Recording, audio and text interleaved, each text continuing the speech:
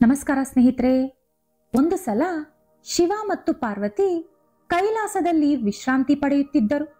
ಆ ಸಮಯದಲ್ಲಿ ನಾರದ ಮಹರ್ಷಿ ಕೆಲವು ಅನುಮಾನಗಳನ್ನು ಬಗೆಹರಿಸಿಕೊಳ್ಳಲು ಅಲ್ಲಿಗೆ ಬಂದರು. ಶಿವ ಪಾರ್ವತಿಗೆ ನಮಸ್ಕರಿಸಿ ಶಿವನೊಂದಿಗೆ, ಪ್ರಭು, ನಾನಿಲ್ಲಿಗೆ ಬರುವ ಮುಂಚೆ ಭೂಲೋಕಕ್ಕೆ ಹೋಗಿದ್ದೆ. ಅಲ್ಲಿ ಒಬ್ಬ ವ್ಯಕ್ತಿ ಮೃತಪಟ್ಟಿದ್ದ. ಯಮದೂತರು ಅವನ ಆತ್ಮವನ್ನು ಯಮಲೋಕಕ್ಕೆ ಕರೆದೋಗುತ್ತಿದ್ದರು. ನನ್ನ ಅನುಮಾನ ಏನಂದ್ರೆ, ಕೇವಲ ಸತ್ತಿರುವವರು ಮಾತ್ರವೇ ಯಮಲೋಕಕ್ಕೆ ಏಕೆ ಹೋಗುತ್ತಾರೆ? ಮನುಷ್ಯರು ಅವರ ದೇಹದ ಸಮೇತ ಯಮಲೋಕಕ್ಕೆ ಏಕೆ ಹೋಗಲು ಸಾಧ್ಯವಾಗುವುದಿಲ್ಲ? ಪ್ರತಿ ಜೀವಿಗೂ ಕೂಡ ಅವರ ಶರೀರ ಅಂದರೆ ತುಂಬಾ ಇಷ್ಟ ಇರುತ್ತೆ. ಹಾಗಿರುವಾಗ ಆತ್ಮ ಶರೀರವನ್ನು ಬಿಟ್ಟು ಹೊರಗಡೆ ಏಕೆ ಬರಬೇಕು? ಬದುಕಿರುವವರು ಯಮಲೋಕಕ್ಕೆ ಹೋಗಲು ಏಕೆ ಸಾಧ್ಯವಾಗುವುದಿಲ್ಲ? ಈ ಪ್ರಶ್ನೆಗಳಿಗೆ ದಯವಿಟ್ಟು ಉತ್ತರಿಸಿ ಎಂದು ಕೇಳಿದರು. ಆಗ ಪರಮೇಶ್ವರ, ನಾರದ, ನಾನು ನಿನಗೊಂದು ಕತೆ ಹೇಳುತ್ತೇನೆ. ಆ ಕತೆ ಕೇಳಿದ ಮೇಲೆ ಈ ನಿನ್ನ ಎಲ್ಲಾ ಪ್ರಶ್ನೆಗಳಿಗೂ ಉತ್ತರ ಸಿಗುತ್ತೆ. ಇದು ಯಮದೇವರಿಗೆ ಸಂಬಂಧಿಸಿದಂತ ಕತೆ. ಪೂರ್ವದಲ್ಲಿ ಕಲಿಯುಗ ಬಂದಿದ್ದಾಗ ಈ ಕತೆ ನಡೆದಿತ್ತು. ಭೂಲೋಕದಲ್ಲಿ ಒಂದು ಸುಂದರವಾದ ನಗರವಿತ್ತು. ಅದರಲ್ಲಿ ನಲ ಎಂಬ ಒಬ್ಬ ವ್ಯಕ್ತಿ ವಾಸವಿದ್ದ. ಅವನೊಂದು ನಾಯಿಯನ್ನು ಬೆಳೆಸುತ್ತಿದ್ದ. ನಲ ತುಂಬಾನೇ ಬುದ್ಧಿವಂತ. ಬುದ್ಧಿವಂತಿಕೆಯ ಜೊತೆಗೆ ಅತಿ ಆಸೆ ಕೂಡ ಜಾಸ್ತಿ. ಆದರೆ ಅವನು ಶ್ರೀ ಮಹಾವಿಷ್ಣುವಿಗೆ ಪರಮಭಕ್ತ. ಪ್ರತಿದಿನ ಬೆಳಿಗ್ಗೆ ತಪ್ಪದೆ ಮಹಾವಿಷ್ಣುವನ್ನು ಪೂಜಿಸುತ್ತಿದ್ದ. ಒಂದು ದಿನ ಮಹಾವಿಷ್ಣು ಅವನ ಮುಂದೆ ಪ್ರತ್ಯಕ್ಷವಾಗಿ, ನಲ, ನಾನು ನಿನ್ನ ಭಕ್ತಿಯನ್ನು ಮೆಚ್ಚಿದೆ. ನಿನಗೆ ಯಾವ ವರ ಬೇಕು ಕೇಳು. ನಿನಗೆ ಯಾವ ಕೋರಿಕೆ ಇದ್ದರೂ ಕೂಡ ನಾನು ಈಡೇರಿಸುತ್ತೇನೆ ಅಂದರು. ಕೂಡಲೇ ನಲ, ಸ್ವಾಮಿ, ನಾನು ನಿಮ್ಮ ದರ್ಶನ ಪಡೆಯಲು ಎಷ್ಟೋ ಪುಣ್ಯ ಮಾಡಿದ್ದೆ. ನನಗೆ ಅಂತ ಯಾವ ದೊಡ್ಡ ಕೋರಿಕೆ ಕೂಡ ಇಲ್ಲ. ಆದರೆ ನಿಮ್ಮಿಂದ ಒಂದು ಚಿಕ್ಕ ಕೆಲಸ ಆಗಬೇಕು. 1 ನಿಮಿಷ ಇರಿ ಎಂದು ಹೇಳಿ ಒಂದು ಪತ್ರ ತಂದುಕೊಟ್ಟು ಇದರಲ್ಲಿ ನೀವೊಂದು ಸಹಿ ಹಾಕಬೇಕು. ಯಾಕಂದ್ರೆ ಇತ್ತೀಚಿನ ದಿನಗಳಲ್ಲಿ ವಿಜ್ಞಾನ ಅಭಿವೃದ್ಧಿ ಹೊಂದುತ್ತಿರುವ ಕಾರಣ ಯಾರೂ ಕೂಡ ದೇವರನ್ನು ಅಷ್ಟೊಂದು ನಂಬುತ್ತಿಲ್ಲ. ನಾನು ಈ ಸಹಿಯನ್ನು ಎಲ್ಲರಿಗೂ ತೋರಿಸುವ ಮೂಲಕ ಪ್ರಪಂಚದಲ್ಲಿ ಇನ್ನೂ ದೇವರಿದ್ದಾರೆ ಎಂದು ನಿರೂಪಿಸುತ್ತೇನೆ ಎಂದು ಹೇಳಿದ. ಅವನ ಕೋರಿಕೆಯ ಮೇರೆಗೆ ಮಹಾವಿಷ್ಣು ಆ ಕಾಗದದಲ್ಲಿ ಸಹಿ ಹಾಕಿ ಅಲ್ಲಿಂದ ವೈಕುಂಠಕ್ಕೆ ಹೊರಟು ಹೋದರು. ಅಂದಿನಿಂದ ನಲ ಕಾಗದವನ್ನು ಜೋಬಿನಲ್ಲೇ ಇಟ್ಟುಕೊಂಡು ಓಡಾಡುತ್ತಿದ್ದ. ಕೆಲ ದಿನಗಳ ಬಳಿಕ ನಲ ಬೆಳೆಸುತ್ತಿದ್ದಂತ ನಾಯಿ ಸತ್ತು ಹೋಯಿತು. ಕೂಡಲೇ ಅಲ್ಲಿಗೆ ಬಂದ ಯಮದೂತರು ಆ ನಾಯಿಯ ಆತ್ಮವನ್ನು ಯಮಲೋಕಕ್ಕೆ ಕರೆದೋದರು. ಆ ನಾಯಿಯ ಜೀವನವನ್ನು ಪರಿಶೀಲಿಸಿದ ನಂತರ ಯಮದೇವರು, ನೀನು ಪ್ರಾಣಿಯ ಜನ್ಮ ಪಡೆದರೂ ಕೂಡ ಒಂದು ಪಾಪವೂ ಮಾಡಲಿಲ್ಲ. ಯಾವಾಗಲೂ ನೀನು ನಿನ್ನ ಯಜಮಾನನಿಗೆ ನಿಷ್ಠೆಯಿಂದ ಸೇವೆ ಮಾಡಿದ್ದೀಯ. ಯಾವ ಪ್ರಾಣಿಗೂ ಪಕ್ಷಿಗೂ ನೋವು ಕೊಟ್ಟಿಲ್ಲ. ಹಾಗಾಗಿ ಪೂರ್ವ ಜನ್ಮಗಳಲ್ಲಿ ನೀನು ಮಾಡಿದ್ದಂತ ಪಾಪಗಳು ಕೂಡ ಹೊರಟು ಹೋಗಿದೆ. ಈಗ ನೀನು ಯಾವ ಲೋಕಕ್ಕೆ ಹೋಗಲು ಇಷ್ಟಪಡುತ್ತಿರುವೆ? ನಿನಗೆ ಯಾವ ಲೋಕಕ್ಕೆ ಹೋಗಬೇಕು ಅನಿಸುತ್ತಿದೆಯೋ ಆ ಲೋಕಕ್ಕೆ ನಿನ್ನನ್ನು ನಾನು ಕಳಿಸುತ್ತೇನೆ. ಹಾಗೆ ಯಾವ ಜೀವಿಯಂತೆ ಜನ್ಮ ಪಡೆಯಲು ಆಸೆ ಪಡುತ್ತಿರುವೆಯೋ ಹೇಳು, ಅದೇ ಜನ್ಮ ನಿನಗೆ ಕೊಡುತ್ತೇನೆ ಅಂದರು. ಆಗ ನಾಯಿ, ಸ್ವಾಮಿ, ನೀವು ನನ್ನನ್ನು ನರಕಕ್ಕೆ ಕಳಿಸಬೇಕು ಅಂದರು, ಸ್ವರ್ಗಕ್ಕೆ ಕಳಿಸಬೇಕು ಅಂದುಕೊಂಡರೂ ಪರವಾಗಿಲ್ಲ. ಇದರಲ್ಲಿ ನನ್ನ ಅಭ್ಯಂತರವಿಲ್ಲ. ಆದರೆ ನನಗೆ 2 ಕೋರಿಕೆಗಳಿದೆ. ನಾನು ಮನುಷ್ಯರಿಗೆ ಗುಲಾಮನಾಗಿ ಇರಬಾರದು. ಹಾಗೆ ನನಗೆ ಮನುಷ್ಯನ ಜನ್ಮ ಕೂಡ ಇರಬಾರದು. ನೀವು ನನ್ನ ಈ 2 ಕೋರಿಕೆಗಳನ್ನು ದೃಷ್ಟಿಯಲ್ಲಿಟ್ಟುಕೊಂಡು ನನ್ನ ಮುಂದಿನ ಜನ್ಮವನ್ನು ನಿರ್ಣಯಿಸಿ ಎಂದು ಹೇಳಿತು. ನಾಯಿ ಮಾತನ್ನು ಕೇಳಿದ ಯಮಧರ್ಮರಾಜನಿಗೆ ತುಂಬಾನೇ ಆಶ್ಚರ್ಯವಾಯಿತು. ಹಾಗಾಗಿ ಯಮಧರ್ಮರಾಜ, ನೀನು ಮನುಷ್ಯರನ್ನು ಇಷ್ಟೊಂದು ದ್ವೇಷಿಸಲು ಕಾರಣವೇನು? ಏಕೆಂದರೆ ದೇವತೆಗಳು ಭೂಲೋಕದಲ್ಲಿ ಜನ್ಮ ಪಡೆಯಬೇಕು ಅಂದರೂ ಕೂಡ ಅವರು ಮನುಷ್ಯನ ಜನ್ಮ ಪಡೆಯಲು ಮಾತ್ರವೇ ಆಸಕ್ತಿ ತೋರಿಸುತ್ತಾರೆ. ಭೂಲೋಕದಲ್ಲಿರುವಂತ ಎಲ್ಲಾ ಜೀವಿಗಳಿಗೆ ಹೋಲಿಸಿದರೆ ಮನುಷ್ಯ ಜನ್ಮವೇ ಶ್ರೇಷ್ಠವಾದದ್ದು. ಆದರೆ ನೀನು ಮಾತ್ರ ಮನುಷ್ಯನ ಜನ್ಮ ಬೇಡ ಅನ್ನುತ್ತಿದ್ದೀಯ. ನೀನು ಇದುವರೆಗೂ ಮನುಷ್ಯನ ಜನ್ಮ ಪಡೆದಿಲ್ಲ. ಬಹುಶಃ ಅದೇ ಕಾರಣದಿಂದಲೇ ನಿನಗೆ ಮನುಷ್ಯನ ಜನ್ಮದಲ್ಲಿ ಸಿಗುವಂತ ಲಾಭಗಳು ತಿಳಿಯುತ್ತಿಲ್ಲ. ಮನುಷ್ಯನ ಜನ್ಮ ಎಷ್ಟೊಂದು ಶ್ರೇಷ್ಠ ಎಂದು ಗೊತ್ತಾಗುತ್ತಿಲ್ಲ. ಒಂದು ಸಲ ಮನುಷ್ಯನ ಜನ್ಮ ನೀನು ಪಡೆದರೆ ಅದರಲ್ಲಿರುವಂತ ಸುಖ, ಸಂತೋಷ, ಲಾಭ ನಿನಗೆ ಅರ್ಥವಾಗುತ್ತದೆ ಎಂದು ಹೇಳಿದರು. ಆಗ ನಾಯಿ, ಪ್ರಭು, ಮನುಷ್ಯನ ಜನ್ಮದಲ್ಲಿರುವಂತ ಸುಖ, ಸಂತೋಷ, ಲಾಭ, ನಷ್ಟ ಎಲ್ಲವೂ ಕೂಡ ನನಗೆ ಚೆನ್ನಾಗಿ ಗೊತ್ತಿದೆ. ಆದರೆ ದಿನೇ ದಿನೇ ಮನುಷ್ಯರು ತುಂಬಾ ಸ್ವಾರ್ಥಿಗಳಂತೆ ಕಪಟ ಬುದ್ಧಿ, ದ್ವೇಷ, ಕೋಪ, ದ್ರೋಹ, ಅನ್ಯಾಯ, ವಂಚನೆಗಳಿಂದ ತುಂಬಿ ಹೋಗಿದ್ದಾರೆ. ಮನುಷ್ಯರು ಕೆಟ್ಟ ಕೆಲಸ ಮಾಡಲು ಒಂದು ಕ್ಷಣ ಕೂಡ ತಡ ಮಾಡುವುದಿಲ್ಲ. ಪ್ರಭು, ಈ ಪ್ರಪಂಚದಲ್ಲಿರುವಂತ ಎಲ್ಲಾ ಹಣ ಕೂಡ ನೀವು ಒಬ್ಬ ಮನುಷ್ಯನಿಗೆ ಕೊಟ್ಟ ಮೇಲೂ ಅವನ ಆಸೆ ಮಾತ್ರ ಮುಗಿಯುವುದಿಲ್ಲ. ಮನುಷ್ಯರಲ್ಲಿ ಅಷ್ಟೊಂದು ದುರಾಸೆ ಬೆಳೆದು ಹೋಗಿದೆ. ಯಾವ ಕಾರಣ ಇಲ್ಲದಿದ್ದರೂ ಮನುಷ್ಯ ಕೊರಗುತ್ತಿರುತ್ತಾನೆ. ನನ್ನಂತಹ ಎಷ್ಟೋ ನಿಸ್ಸಹಾಯ ಸ್ಥಿತಿಯಲ್ಲಿರುವಂತ ಪ್ರಾಣಿಗಳನ್ನು ಗುಲಾಮರಾಗಿ ಮಾಡಿಕೊಂಡು ಅವರ ಕೆಲಸ ಮುಗಿಸಿಕೊಳ್ಳುತ್ತಾರೆ. ನಮ್ಮವರು ತಮ್ಮವರು ಎಂದು ಕೂಡ ಯೋಚಿಸದೆ ಮೋಸ, ವಂಚನೆ ಮಾಡುತ್ತಾರೆ. ಯಾರಿಗೂ ಸಹಾಯ ಮಾಡಲು ಅವರಿಗೆ ಹಿಡಿಸುವುದಿಲ್ಲ.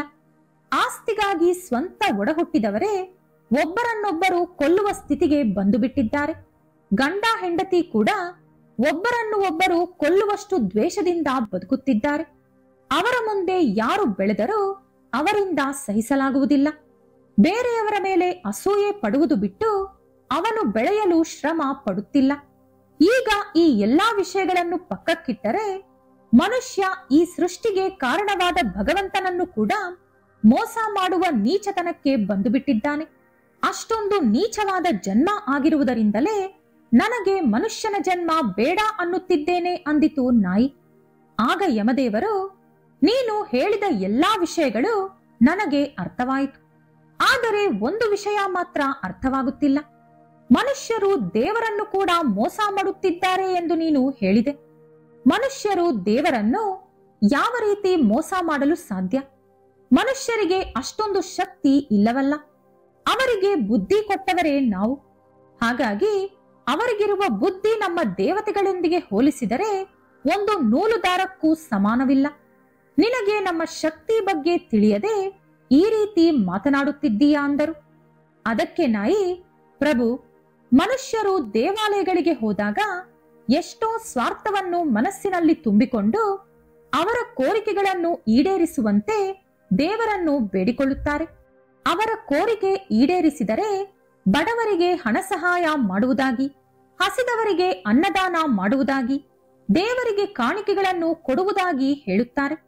ಆದರೆ ಒಂದು ಸಲ ಅವರ ಕೋರಿಕೆ ಈಡೇರಿತು ಅಂದರೆ ಕೊಟ್ಟ ಮಾತನ್ನು ಮರೆತು ಹೋಗುತ್ತಾರೆ.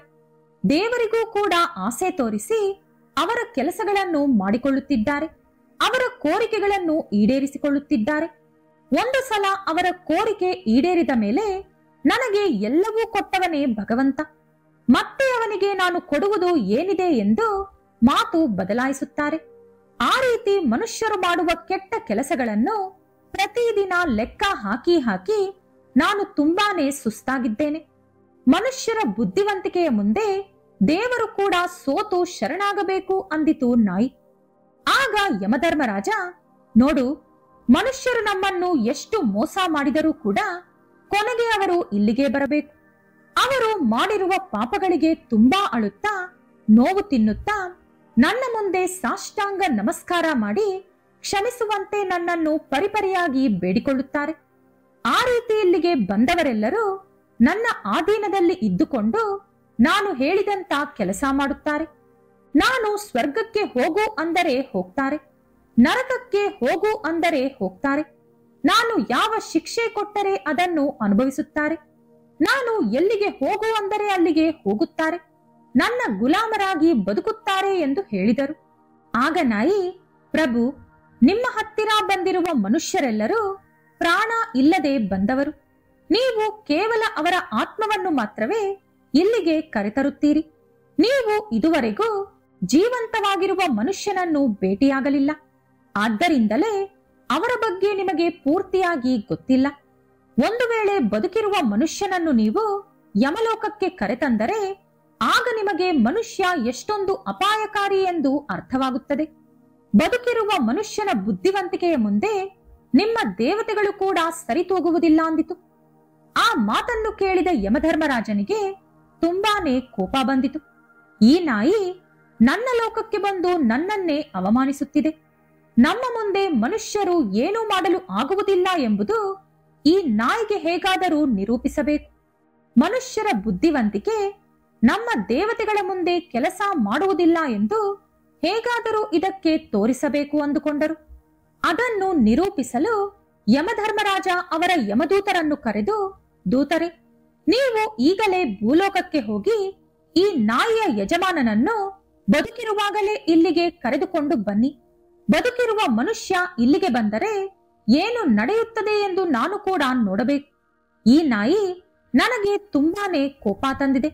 ಇದರ ಮಾತುಗಳು ಸುಳ್ಳಾದರೆ ಒಂದು ಕ್ಷಣವೂ ಯೋಚಿಸದೆ ಇದನ್ನು ನರಕದಲ್ಲಿ ತಳ್ಳಿ ಅನೇಕ ಚಿತ್ರ ಹಿಂಸೆಗಳನ್ನು ಕೊಡಿ ಎಂದರು.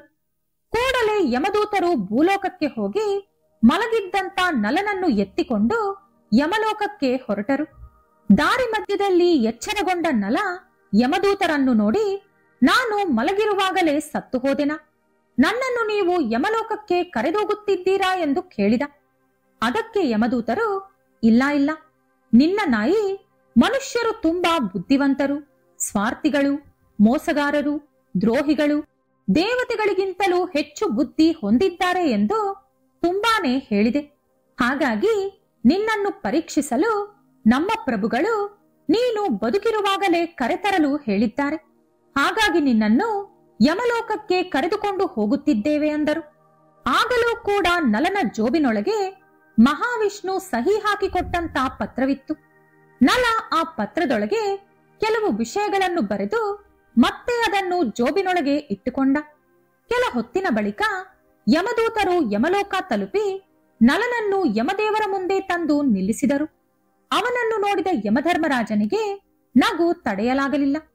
ಒಬ್ಬ ಸಾಮಾನ್ಯ ಮನುಷ್ಯ ನನ್ನನ್ನೇನು ಮಾಡಬಲ್ಲ ಅಂದುಕೊಂಡ ಯಮ. ಅಷ್ಟರಲ್ಲಿ ನಲ ಅವನ ಜೋಬಿನೊಳಗಿದ್ದಂತ ಕಾಗದವನ್ನು ಯಮದೇವರಿಗೆ ಕೊಟ್ಟ. ಅದನ್ನು ಓದಿದ ತಕ್ಷಣ ಯಮಧರ್ಮರಾಜ ನಿಂತುಕೊಂಡು ನಲನನ್ನು ಅವರ ಸಿಂಹಾಸನದ ಮೇಲೆ ಕೂರಿಸಿದರು. ಆ ದೃಶ್ಯ ನೋಡಿದ ಯಮದೂತರೆಲ್ಲರೂ ತುಂಬಾ ಆಶ್ಚರ್ಯಗೊಂಡು, ಪ್ರಭುಗಳು ಏನು ಮಾಡುತ್ತಿದ್ದಾರೆ? ಒಬ್ಬ ಸಾಮಾನ್ಯ ಮನುಷ್ಯನನ್ನು ಈ ರೀತಿ ಅವರ ಸಿಂಹಾಸನದ ಮೇಲೆ ಏಕೆ ಕೂರಿಸಿದ್ದಾರೆ ಎಂದು ಗುಸುಗುಸು ಮಾತನಾಡಿಕೊಂಡರು. ನಲ ಹೇಳಿದ ಪ್ರತಿ ಮಾತನ್ನು ಯಮದೇವರು ಮಾಡುತ್ತಿದ್ದರು.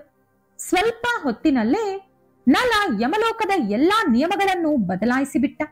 ಸ್ವತಃ ಯಮಧರ್ಮರಾಜನನ್ನೇ ಯಮಲೋಕದ ದ್ವಾರಪಾಲಕನಂತೆ ನೇಮಿಸಿದ.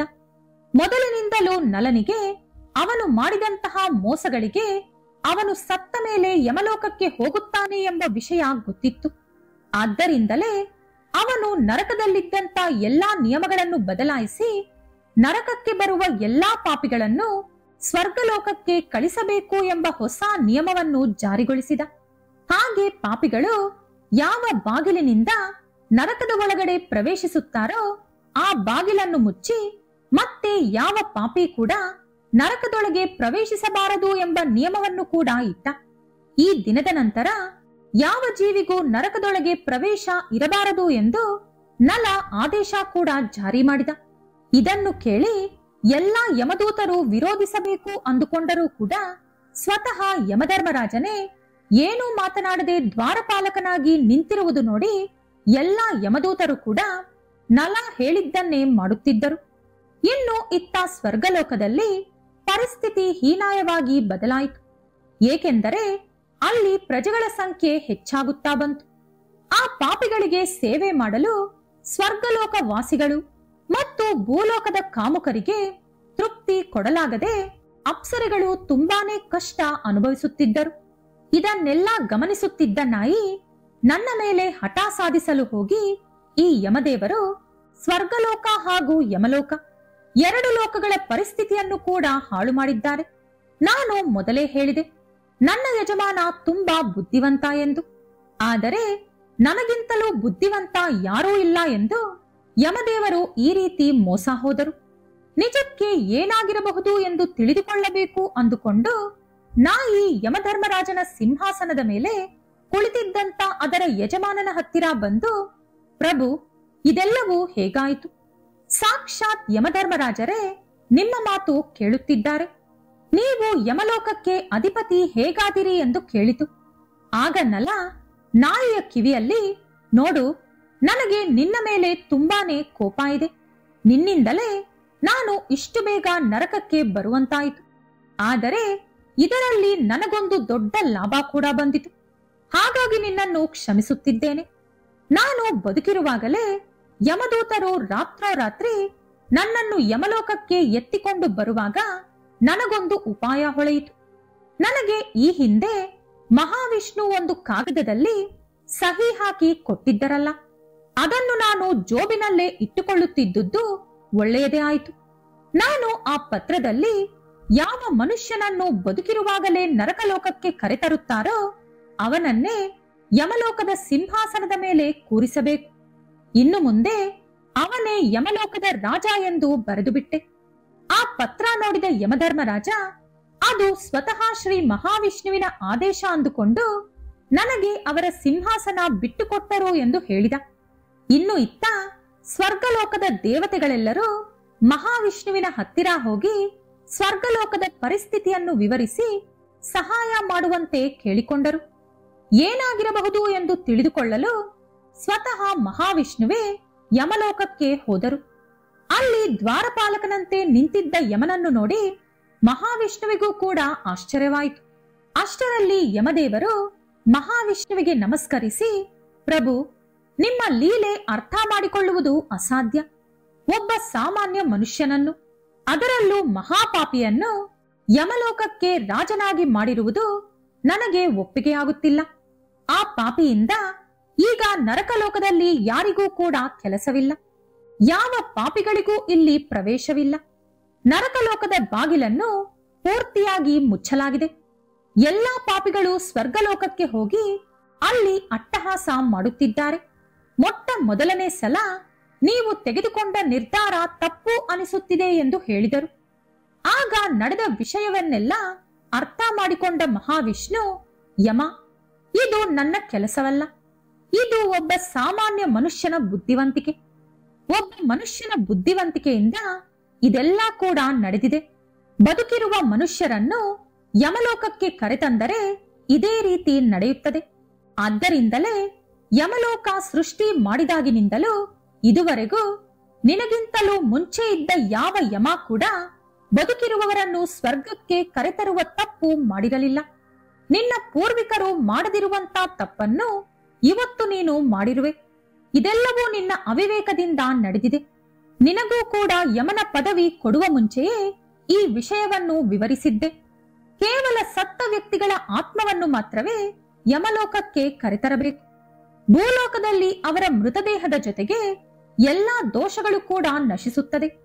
ಆ ದೇಹದ ಜೊತೆಗೆ ಅವರ ಬುದ್ಧಿವಂತಿಕೆ, ದುಷ್ಟಬುದ್ಧಿ, ಕೆಟ್ಟ ಸ್ವಭಾವ ಎಲ್ಲಾ ಕೂಡ ಚಿತೆಯಲ್ಲಿ ಸುಟ್ಟು ಹೋಗುತ್ತದೆ.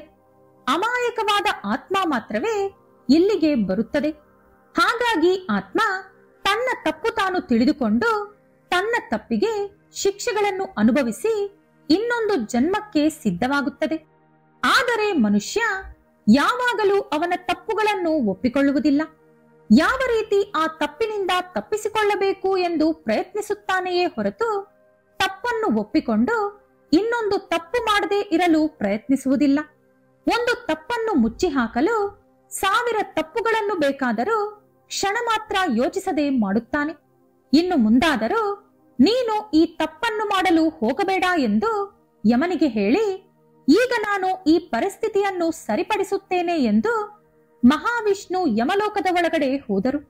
ಅವರನ್ನು ನೋಡಿದ ನಲ ಸಿಂಹಾಸನದಿಂದ ಕೆಳಗಿಳಿದು ಅವರ ಪಾದಗಳಿಗೆ ನಮಸ್ಕರಿಸಿ, ಪ್ರಭು, ನನ್ನನ್ನು ಕ್ಷಮಿಸಿಬಿಡಿ.